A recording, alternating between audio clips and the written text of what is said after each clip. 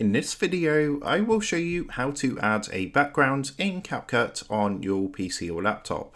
So let's jump straight into it. So here we are on Capcut. So what I'm going to do first, I've got a video here. I'm just going to put this into my timeline just down here. So this is what the video looks like, as you can see. Now, if you want to go ahead and add a background, it's really easy to do. All you want to do once you've got the video selected is come up to the top right hand corner and you want to click onto video up here. Then what you want to do is make sure you're on basic and just scroll down until you see the option for canvas just down here. So you want to click onto this little arrow next to it which says show.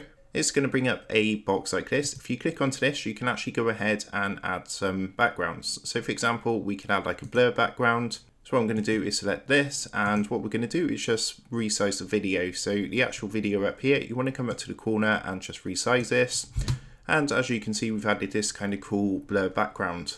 Now there's other options available in addition to the blur feature. So if you click onto the drop down box, we can add different colors. So for example, we could add like a red color to the background, just like this. And we can also add different patterns. So if you click onto pattern, as you can see, there's a few which are part of Pro, but there's also some free backgrounds too. So some free different patterns. So for example, if we went for this kind of rainbow style one, just like this, or we can click onto this one to download this one. And as you can see, we can add different backgrounds to our video. So that's how to add a background in Capcut on your PC or laptop. With that being said, I hope this tutorial did help you out today. And if this did help you out, I would really appreciate it if you was to consider dropping down below the video, leaving a like, and also subscribing to the channel. With that being said, I just want to take a minute to thank you guys for watching this quick tutorial, and I will see you in the next video.